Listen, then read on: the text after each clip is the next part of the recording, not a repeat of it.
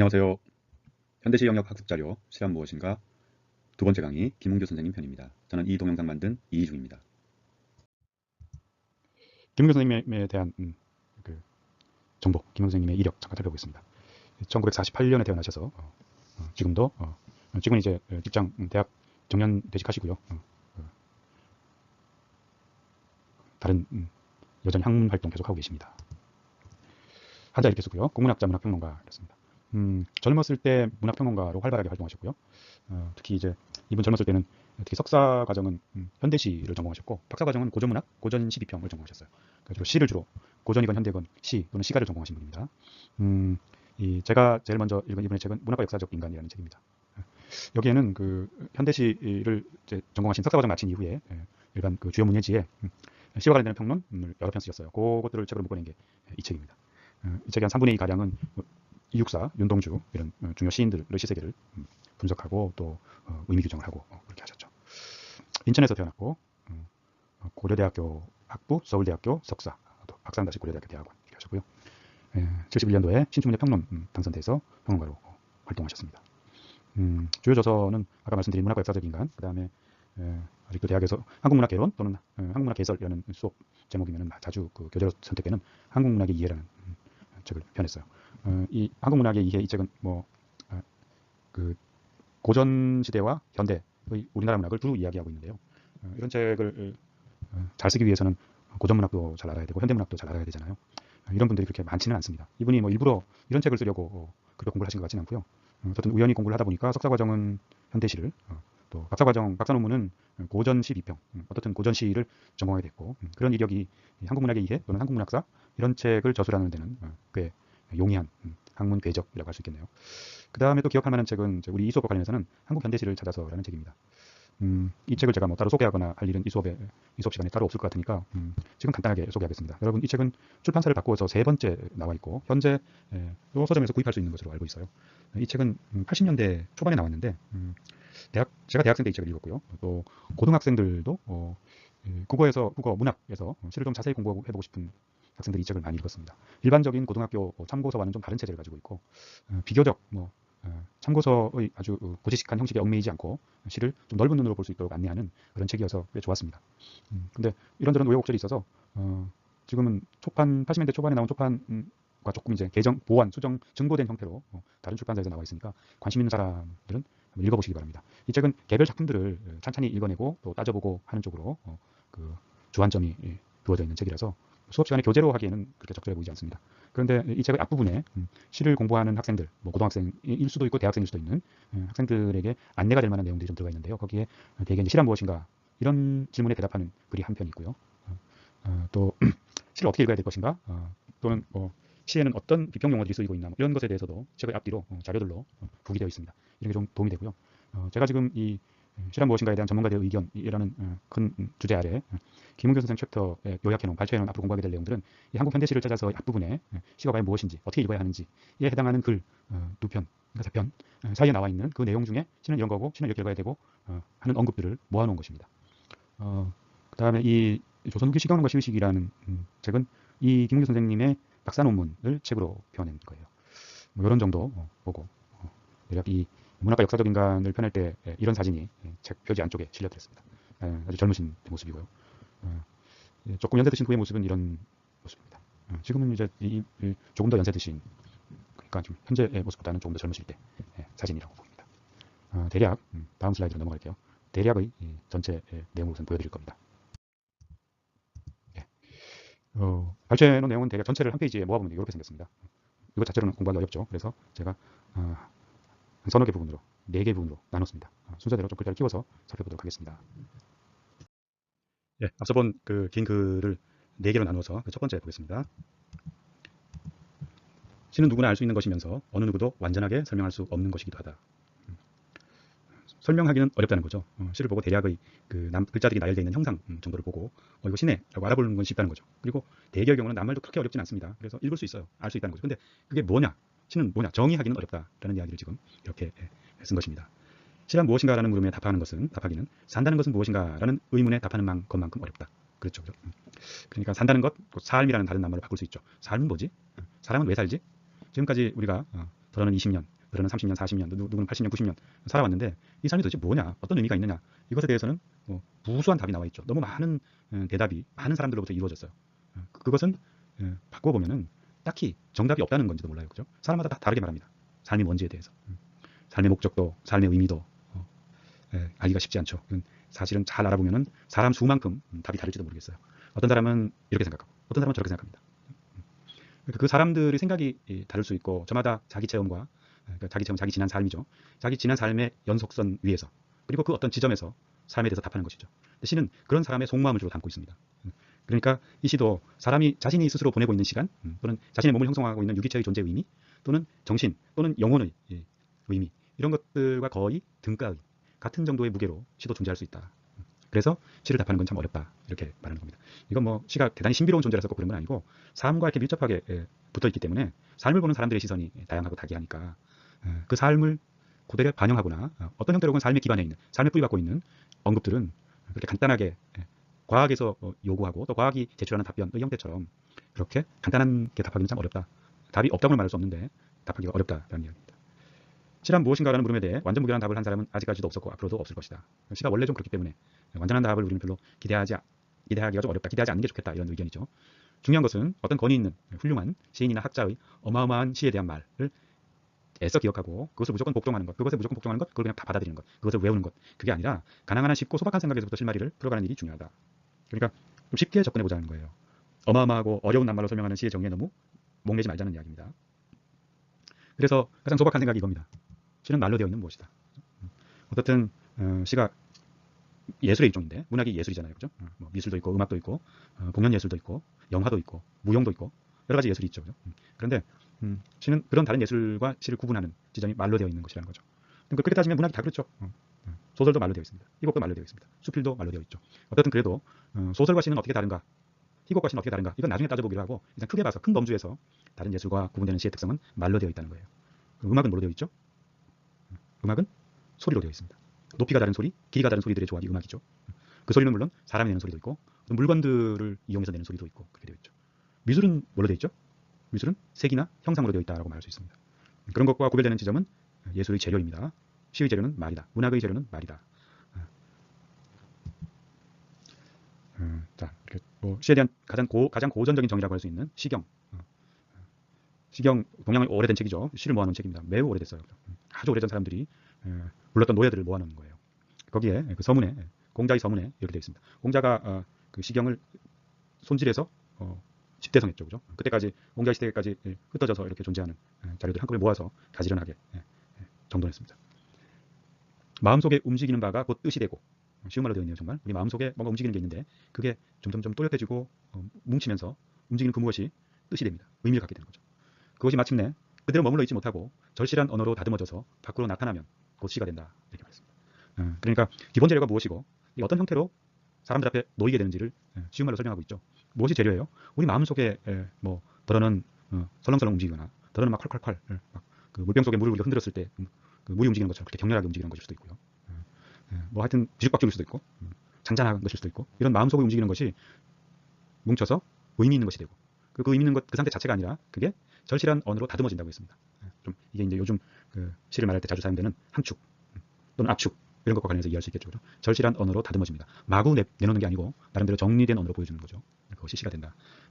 넓게 보면 여기서 이 시는요, 이 우리 마음속에 어떤 것이 때가 돼서 그대로 두기 어렵고 어떤 나올 때가 돼서 우리 언어의 형태로 바깥으로 터져 나온다라는 것이 이제 문학 이론에서 말하는 문학은 표현이야 이거거든요. 문학은 누군가가 다른 사람들에게 전달할 게 있기 때문에 바깥으로 드러나는 거야. 저절로 드러나는 거야. 객관적으로 볼 땐 저절로 드러나는 거죠. 저절로 억지로 만들어가지고 우리한테 꾸며서 보여주는 게 아니라 문학은 저절로 표현되고 표출되는 거야 라고 말하는 문학 표현설과 많이 닮아 있습니다. 감탄하고 부르짖는다고 해서 다 시가 되는 것은 아니다. 이건 이제 시를 처음 공부한 사람들, 시를 그냥 좀 좁게 깨달은 사람들이 옛날에 이런 시를 많이 썼잖아요. 그래서 무조건 감탄하고 아름다워라, 슬퍼라 이렇게 외쳐대는 것이 시가 되는 것이라고 생각할 수도 있어요. 더러는 그런 건 아니다. 적어도 절실한 내면적 갈망이 없이는 시가 성립하지 못한다. 절실한 내면적 갈망? 여러분들 이해하실 수 있죠? 뭔가 이 말은 안 할 수가 없어. 이 말 안 하고는 내가 견딜 수가 없어. 이 말 안 하면 내가 병들 것 같아. 이 말을 하지 않으면 내가 눈 감을 수가 없어. 이런 거죠. 정말 꼭 말하고 싶은 무엇, 그런 것들이 시가 돼서 드러나게 된다라는 거죠. 두 번째로 넘어가겠습니다. 한자 이렇게 됐고요. 시에 나타난 어떤 개인의 감정과 생각은 적어도 그것이 제대로 된 시라면 다른 사람에게도 그 절실함을 전하게 된다. 시에 드러난 어떤 사람의 마음과 생각은 다른 사람에게도 전해지게 된다는 겁니다. 단서가 있네요. 적어도 그것이 제대로 된 시라면 이렇게 됐습니다. 자, 뭐 이렇게 시에 나타난 이렇게 말할 때 이미 이 시 안에는 당위의 의미로 괜찮은 시, 기억할 만한 시, 잘 쓴 시 이런 의미가 들어있다고 볼 수 있지만 글 쓴 사람은 뭔가 조금 염려되는 바가 있어서 이렇게 삽입했네요. 저를요. 적어도 그것이 제대로 된 시라면 뭘 걱정했을까요? 읽는 사람이 그런 거 전혀 절실함이 전달되지 않는 시가 더 많던데요. 그렇게 말할 수 있어요. 실제로 여러분들 어떠신지 모르겠어요. 저는 여러분들 많은 나이에 굉장히 고민했습니다. 꽤 알려진 유명한 시인의 시집을 읽고 있는데 10편을 읽어서 한 편 정도만 제가 잘 이해할 수 있었고 그 마음을 동의하거나 약간의 감동을 받을 수 있었던 거예요. 나머지 9편은 무슨 말인지 잘 모를 때도 있었고 무슨 말인지 알겠는데 이런 걸 왜 시로 썼지? 이럴 때도 있었습니다. 그 시가 괜찮다는 생각에 동의하기 어려웠던 거죠. 여기서 지금 김웅기 선생님의 표현대로 하면 그 시의 절실함이 저한테 전달되지 않았어요. 그 시를 써야만 했던 그 사람의 감정과 생각이 저한테 절실하게 전달되지 않았던 거죠. 이런 사례가 사실 많아요.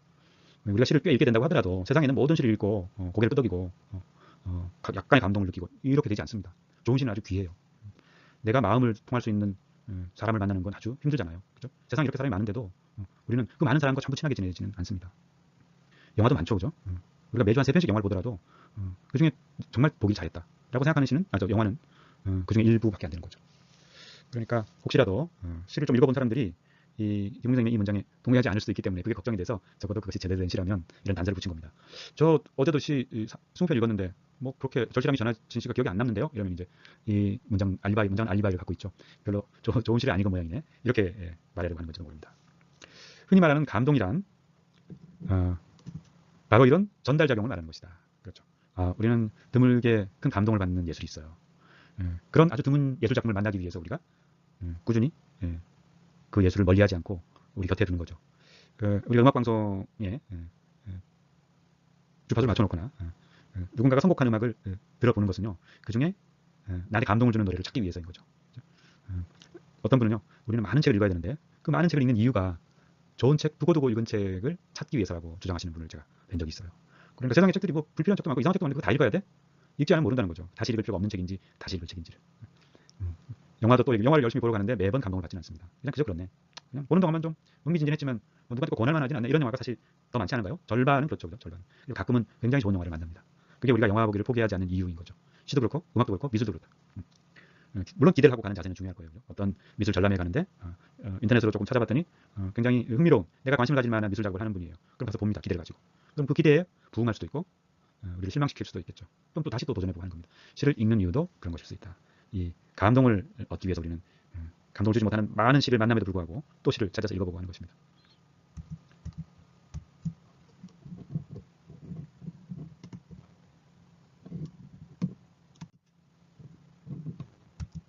예, 잠깐 이 다음 텍스트가 넘어오지 않아서 제가 잠깐 말을 못하고 잠깐 당황했었습니다. 요 슬라이드까지 하고 오늘 수업 마치겠습니다. 시는 지은이의 절실한 감정, 경험, 생각의 표현이면서 이런 거 그냥 뭐 간단하지만 그냥 봅시다. 시는 감정, 경험, 생각의 표현이구나. 이렇게 좀 더 어려운 말로 표현하기도 하지만요. 이렇게 쉬운 말로 하면 됩니다. 시에는 글 쓴 사람의 감정이 담겨 있고 경험이 담겨 있고 생각이 담겨 있습니다. 그것을 통해 사람과 사람이 서로 마음을 나누고 함께 느끼며 어우러지게 하는 내계 수단이라고 할 수 있다. 자, 얼른 잘 감이 안 오죠, 그죠? 이 느낌이 뭔지. 절실한 감정, 경험, 생각을 표현하면서 그것을 통해 사람과 사람이 서로 마음을 나누고 함께 느끼며 어우러지게 한다. 현대시는 이런 현상과 조금 거리가 있습니다. 그런데 고전 시가에서는 이런 경우가 참 흔하죠. 고전 시가는 이제 시가라는 그 장르 용어가 이미 충분히 드러내고 있듯이 텍스트와 음성적 구현, 노래의 형태까지도 함께 아우르는 거죠. 그래서 가가 들어갔잖아요. 노래 가짜요. 이거 이제 가요할 때 그 가입니다. 노래하다 또는 노래 자체를 가리키는 한자죠. 옛날에는 이 시가 노래의 형태로 늘 불려졌던 거죠. 우리가 알고 있는 향가나 또 시조나 가사나 또 고려 소교나 다 노래였습니다. 많은 사람들이 서로 가사를 알고 곡조의 흐름을 알고 같이 불렀던 거죠. 시도 요즘은 그런 풍습이 많이 사라졌지만 어떤 사람이 일어나서 시를 막 읽고 아는 사람이 같이 또 합창하듯이 그 시를 같이 읽고 이런 문화가 최근까지도 있었어요. 좀 연세 드신 세대들은 그걸 좀 했습니다. 그러니까 이럴 때는 이제 훨씬 더 직접적으로 우리가 이해할 수 있죠. 절실하게 이해할 수 있죠. 서로 마음을 나누고 함께 느끼며 어우러지게 하는 거예요. 이건 단적으로 말하면 시가 그걸 아직 다 고스란히 남겨서 갖추고 있다, 지키고 있다고 말하기는 어렵지만은 시와 뭐 아주 밀접한 시의 쌍둥이라고 말할 수 있는 노래는 지금도 많이 남아 있죠. 우리 노래방에 가면 어떤 노래는 다 같이 일어나서 어깨동무하고 부르잖아요. 또 같이 몸을 흔들면서 부를 수도 있고요. 너도 나도 다 아는 노래가 있어요. 가족끼리 가면 이런 일이 좀 더 자주 벌어지죠. 그러니까 문화를 공유하고 또 서로의 사랑, 공감 있는 사람들은 같이 노래를 부르면서 서로의 마음을 나누고 함께 느끼며 어우러질 수 있습니다. 시가 원래 그러면 아직도 조금 갖고 있겠죠, 현대시도. 마치 추울 때 우리가 서로 몸을 맞대고 체온을 나누듯이 시는 넓고 거친 세상 안에서 사람들이 서로의 즐거움과 괴로움을 말하고 노래하면서 함께 살도록 해주는 구실을 하는 것이다. 자, 가시적으로는 좀 전에 제가 예를 든 것처럼 노래하고 어울려서 같이 어떤 내용의 노랫말 또는 곡조를 나눌 때 그건 확실하게 이 단락에서 말하고 있는 글쓴이의 의견을 우리가 느낄 수 있는 거지만 우리는 시에도 이런 것이 내재되어 있다라고 말할 수 있습니다. 이름난 시는 내가 지금 조용히 읽고 있지만 또 누군가가 어디선가 조용히 읽고 있을 수 있고요. 그리고 우리는 내가 조용히 읽으면서 감동받은 시를 친구에게 전달할 수 있어요.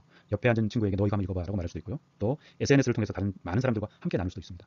이런 건 같은 공간, 같은 시간에서 마음을 나누고 함께 느끼는 것은 아니지만 어쨌든 우리는 우리가 잘 활용할 수 있는 도구를 통해서 멀리 있지만 그렇죠? 랜선을 통해서 서로 마음을 나누고 함께 느끼고 어우러지는 거라고 말할 수 있겠죠. 그 다음 단락입니다. 작품에 따라 성격과 정도의 차이는 있지만 시는 시인이 보고 느끼고 생각한 진실을 스스로의 가슴속에만 묻어두지 않고 다른 사람들에게 들려주는 것이기도 하다. 자, 또 이제 이번에는 문장 앞에다가 단서를 붙였어요. 작품에 따라 성격과 정도의 차이는 있지만 여러분들 이제 이렇게 글 잘 쓰는 분, 생각 깊은 사람들, 또는 깊은 생각을 담고 있는 글을 읽다 보면 이런 식의 단서들이 자꾸 들어가요. 여러분 이 단서들이 나오면 조금 유의해서 살펴보시기 바랍니다. 우리가 이제 좀 좋은 글을 쓰게 되면 이 단서들을 우리도 적절하게 활용할 수 있게 될 거예요. 아까 맨 앞에 본 데서 이 삽입된 구절은 이거였죠. 이게 왜 올라오고 그랬지? 미안합니다. 제가 마우스 기능을 하는 것을 잘못 건드려가지고 다음이 올라버렸어요. 그건 안 올라가도 생각하고 여러분 보세요. 자, 첫 번째 단락. 적어도 그것이 제대로 된 시라면 이런 단서가 들어가 있어요. 이거는 이제 이 문장의 요지하고는 직접 상관은 없어요. 아까 말했지만 어떤 식의 항의, 어떤 식의 반발, 어떤 식의 트집 이런 것을 의식했기 때문에 이 구절이 들어갑니다. 여기도 마찬가지예요. 여기 지금 이 구절이 문장의 대의와 상관없이 단서로 붙었어요. 작품에 따라 성격과 정도의 차이는 있지만 어떤 것은 아주 미미하고 어떤 건 아주 크다는 거죠. 그 차이를 가지고 어떤 시에서는 봤는데 어떤 시는 없었어요 라고 말하지 말자는 겁니다. 미미하게 있을 수도 있고 많이 있을 수도 있지만 공통적으로 이거 다 있다 이렇게 지금 글쓴 사람은 말하고 싶은 거예요. 시는 시인이 보고 느끼고 생각한 진실을 자기 마음속에 가만히 내버려 두지 않고 꺼낸 거예요. 그 꺼낸 거는 자기가 읽으려고 한 건 아니고 어떻든 간에 다른 사람에게 보여주려고 하는 의도가 담겨 있는 거라는 거죠. 시는 우리가 읽을 수 있는 시는 그 사람이 우리에게 보여주는 게 좋겠다고 결정했기 때문이에요. 그 사람이 보여주기 싫은 것을 억지로 꺼내가지고 뺏어가지고 보고 있는 게 아닙니다. 그러니까 우리는 다른 사람이 시를 읽는 것에 대해서 우리가 구해서 읽을 수 있는 책에 실려 있거나 인터넷에서 볼 수 있는 시들을 볼 때는 전혀 걱정할 필요 없죠. 우리 걱정 안 하죠, 그죠? 이 사람 이런 얘기 정말 우리한테 다 하고 싶어서 하는 거야? 너무너무 부끄러운 거 아니야? 우리가 알면 이 사람 참 부끄러울 것 같은데? 아니면 우리가 읽는 거 알고도 이렇게 욕을 할 수 있어? 이렇게 험한 말을 쓸 수 있어? 이럴 수도 드물게 있거든요. 어떻든 간에 시는 시인이 꼭 그런 형태로 다른 사람들에게 보여주고자 했기 때문에 우리 앞에 나타나게 된 거예요. 매우 용감하죠, 그죠? 어떤 사람만 보라는 게 아닙니다. 내 친구들만 보라는 게 아니에요. 온 세상 사람, 오늘날 나와 함께 살고 있는 사람들만 보라는 것도 아니에요. 다시 새로 태어나는 우리 문명이 남아있는 한 100년 후, 200년 후, 300년 후에도 그 사람들이 읽는 것까지도 염두에 두고 그냥 개방한 거죠. 그죠? 공개한 거예요. 그러니까 우리 1000년 전에 이 땅에 살았던 사람들이 썼던 시들을 우리가 알고 있잖아요. 그 대표적인 향가죠. 향가. 향가들은 그 쓴 사람들, 그 당시에 그 노래를 같이 부르면서 즐거워하거나 슬퍼한 사람들 다 사라졌습니다. 이 세상에서. 근데 노래는 아직도 남아있죠. 자, 마지막입니다. 시는 외로운 사람의 슬픔만을 노래하는 것이 아니라 우리의 이웃과 사회와 세계를 향하여 진실을 전하는 실천의 행동이기도 하다. 크게 두 가지 시를 쉬운 말로 우리한테 알려주려고 합니다. 슬픔을 노래하는 시가 있다는 거예요. 많이 있죠. 사람을 잃은 슬픔, 가족이나 연인을 잃은 슬픔. 잃었다는 것도 죽음일 수도 있고 헤어짐을 말할 수도 있죠. 그런 시 아주 많죠. 외로운 사람의 슬픔. 근데 그것 아닌 진실을 전하는 시도 있다는 거예요. 자, 여러분 이미 여러분 배운 적 있죠? 슬픔을 전하는 시는 대략 지금까지 우리는 순수시, 이거 이 용어가 중요한 건 아닙니다만 순수시라고 불러왔어요. 한국문학에서 이렇게 구분을 합니다. 꼭 마음에 안 들더라도 그냥 사람들이 다 이미 알고 있는 말이니까 굳이 이 말 안 쓰면서 어렵게 설명할 필요는 없겠죠. 그죠? 우리의 이웃과 사회와 세계를 향하여 진실을 전하는 실천의 행동, 이런 행동에 속하는 시들을 참여시라고 말합니다. 어느 것이 옳고 나쁜 건 아니에요. 다 가치가 있습니다.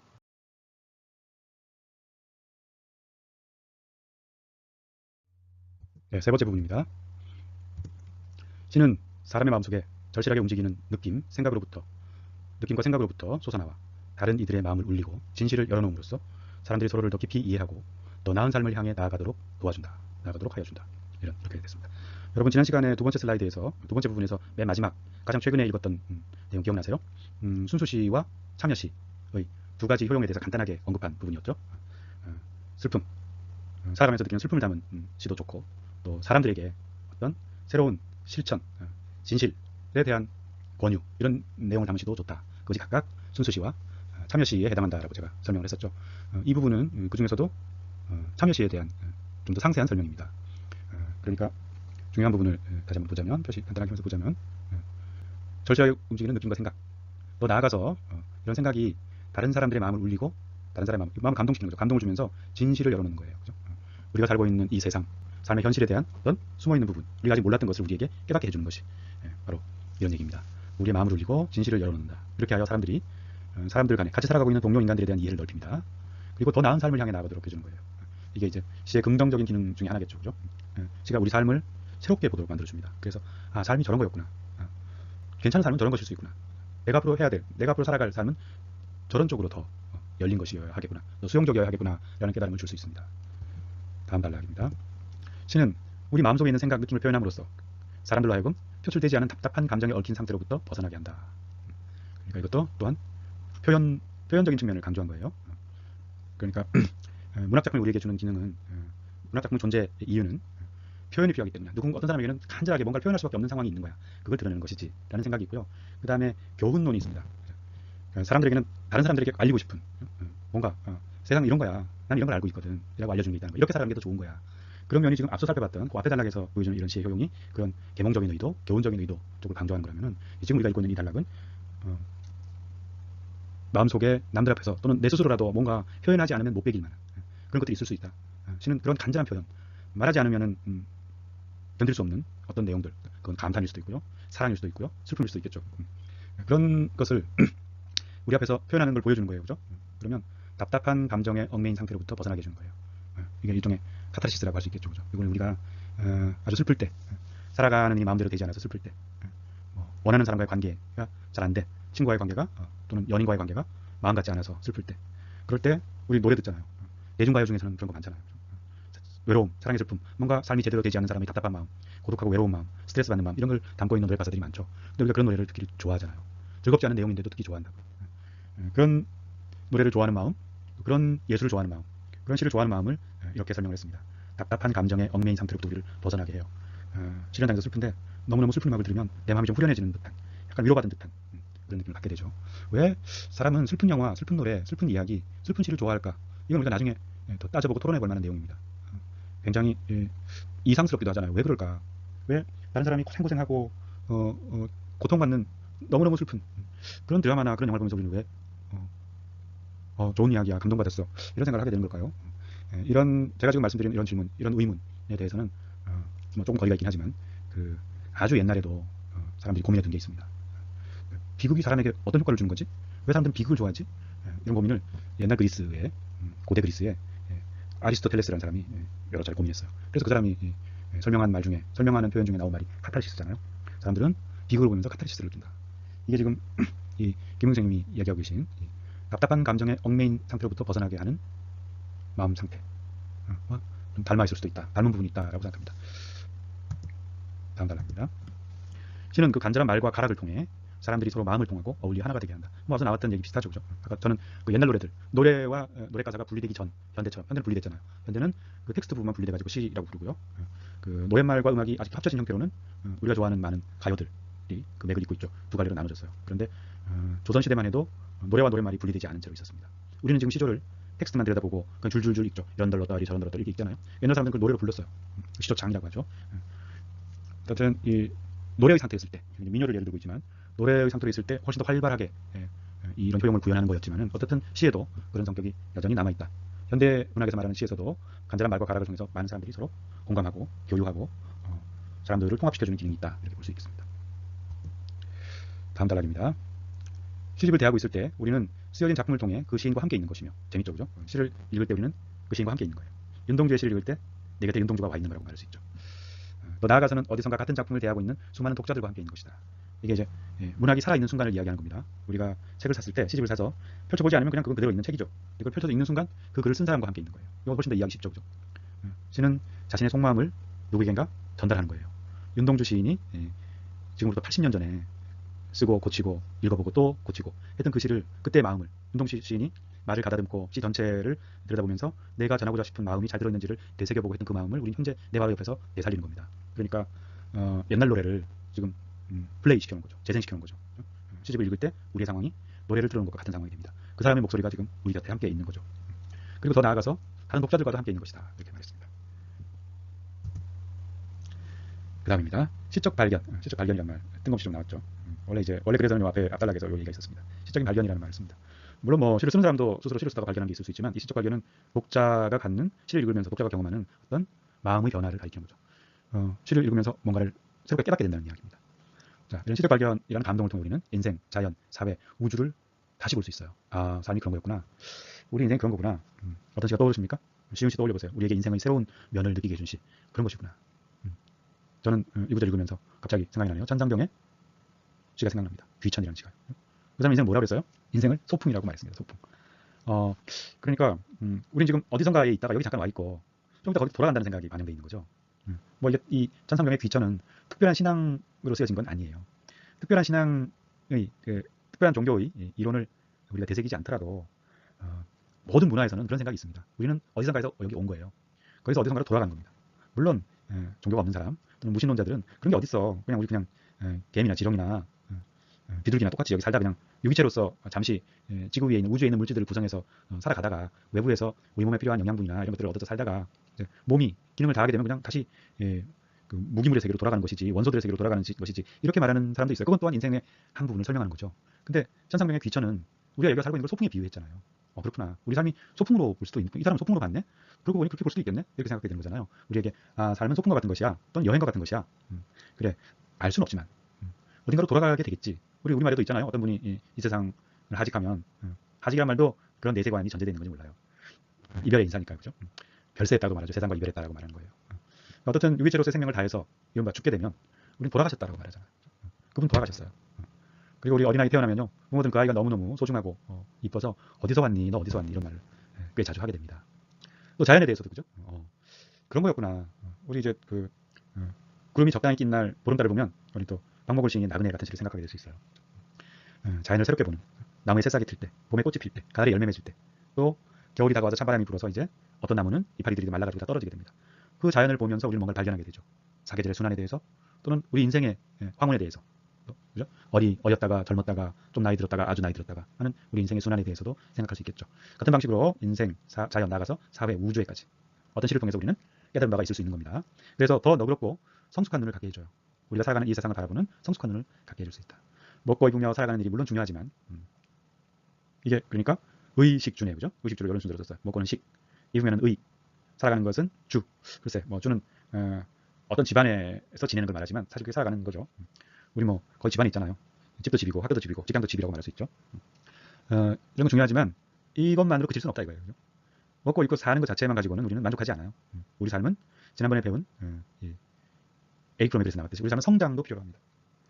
20살, 30살까지는 몸이 성장하고요. 이후에는 몸은 성장하지 않지만 정신적인 성장은 계속되는 겁니다. 60살, 70살, 80살 될 때까지 우리 정신적인 성장은 계속되어야 하는 거죠. 성장을 멈추면 어떻게 된다고 그랬어요?